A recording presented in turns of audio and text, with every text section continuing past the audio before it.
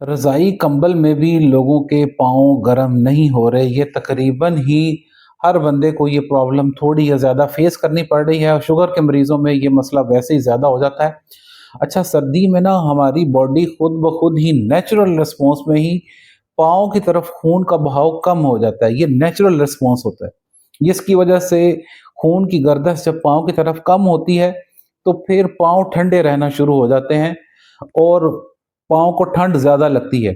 Sugar के मरीज़ों में क्योंकि खून की नालियाँ पहले ही तंग हुई होती हैं, उनमें ये मसला बढ़ जाता है और जहाँ पे थोड़ा-थोड़ा पहले उनको मसला होता है, ये उनका काफ़ी एडवांस हो जाता है। आज मैं आपको 3 चीज़ें ऐसी बताऊँगा, जिससे इंशाल्लाह आपका ये मसला सर्दियों में आपको तंग नहीं करेगा। पहले नंबर पे तो ये है कि आप रात को सोते हुए अगर ज़ैतून के तेल से अपने पाँव की मसाज कर लेंगे, मालिश कर लेंगे, तो आपके ब्लड फ्लो जो पाँव की तरफ है वो बहुत ज़्यादा बढ़ जाता है, जिसकी वजह से आपके पाँव बहुत ज़्यादा गर्म होना शुरू हो जाते हैं और आपको ठंड कम लगती है। मालिश या मसाज जो आपको पसंद हो, आप कोई एक चीज़ ज़रूर प्रैक्टिस किया करें।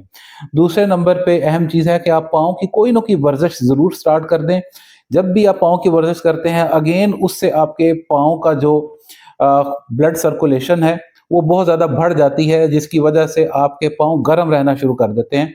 और तीसरे नंबर पे आप कोई न कोई मोटी जुराबें या मोज़े या आप पाँव को कवर करने के लिए जो जॉगर्स स्पेशली होते हैं, सर्दियों के जो जूते होते हैं, वो पहन लिया करें। गर्म जूते भी मिलते हैं, उससे भी आपको ये काफ़ी ज़्यादा आपकी जो पाँव की सर्दी है वो ख़त्म हो जाती है।